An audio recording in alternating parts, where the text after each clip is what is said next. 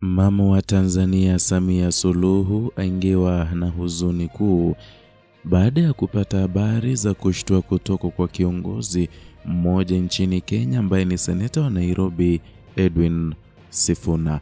Ujambo na karibu kwa taarifa zetu za Kenyascope, na kumbuka kusubscribe.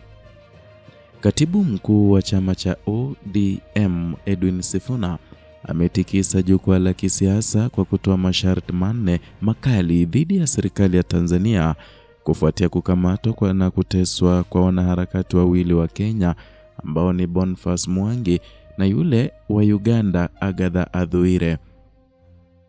Wiki mbili zilizopita yaliibuka na kukawa na vita vya kidijitali baina ya nchi ya Kenya na Tanzania. Na sasa Sifuna ametoa wito kwa serikali ya Kenya kuchukua hatua za haraka na za moja kwa moja kulinda heshima na haki za raia wake. Kupitia ujumbe aliouweka katika ukurasa wake wa X ambao zamani ulikuwa unajulikana kama Twitter, Sifuna amesema kuwa Tanzania lazima iwajibishwe kwa matendo ambayo yamezua taharuki kubwa miongoni mwa Wakenya na kuibua mvutano wa kidiplomasia kati ya mataifa hayo jirani.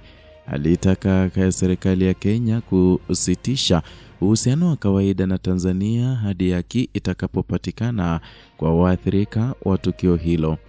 Katika masharti aliyoyatoa, Sifuna alisisitiza kwamba uongozi mzima wa Chama cha Mapinduzi ama CCM kutoka nchi Tanzania upigwe marufuku kuingia nchini Kenya.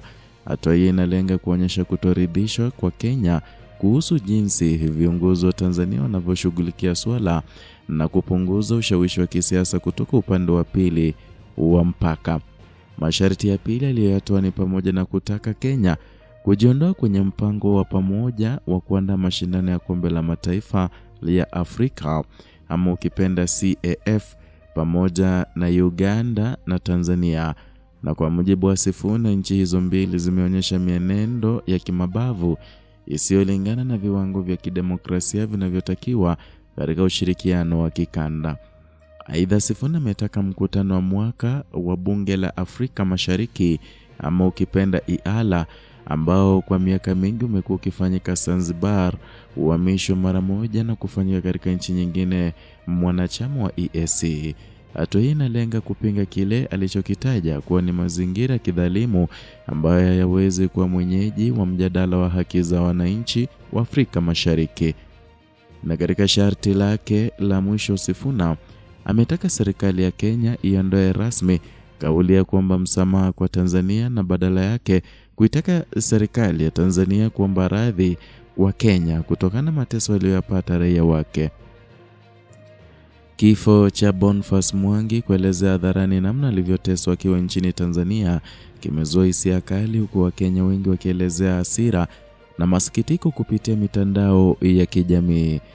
Mashirika ya haki za binadamu pia yamejitokeza kupaza sauti yakitaka waliohusika wajibishwe na waathirika walipwe fidia. Tukio hili limeendelea kuvuta hisia kubwa ndani na nje ya nchi, huku viongozi wa kisiasa wakitaka hatua kali zichukuliwe ili kulinda hadhi ya taifa na haki za raia wake nje ya mipaka ya Kenya.